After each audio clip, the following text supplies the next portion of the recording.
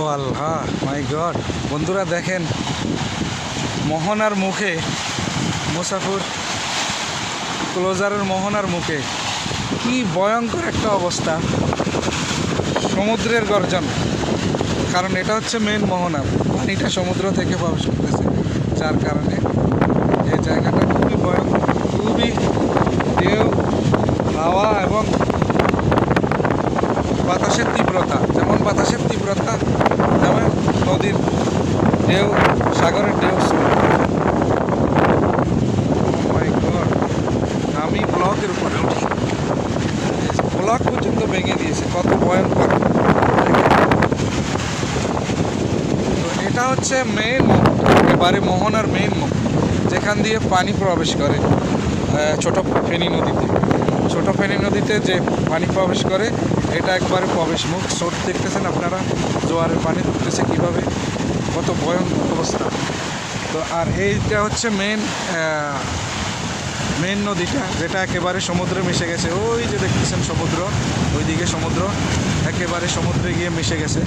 আর অপর দিকে আপনারা যেটা দেখতেছেন, ওটা সন্দ্বীপ এরিয়া, সন্দ্বীপের মধ্যে পড়েছে।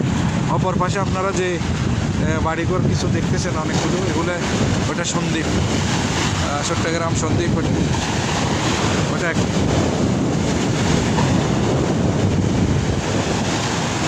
ও মাই গড, একেবারে আসলে কী বলবো, পানির কাছে আসলে কিছুই নেই আমরা, খুবই ভয়ঙ্কর।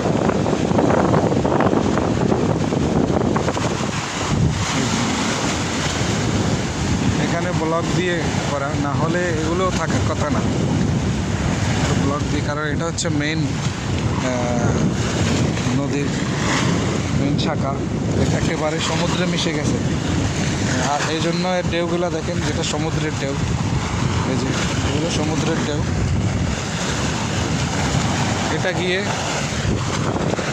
এটা গিয়ে বঙ্গোপসাগরে মিশে গেছে।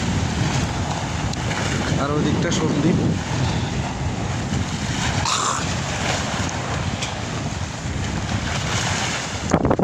আর এখানটা হচ্ছে একেবারে নোয়াখালী, কোম্পানিগঞ্জ, মুসাফিরের একদম লাস্ট, একেবারে শেষ সীমানা, এখানে শেষ নোয়াখালী।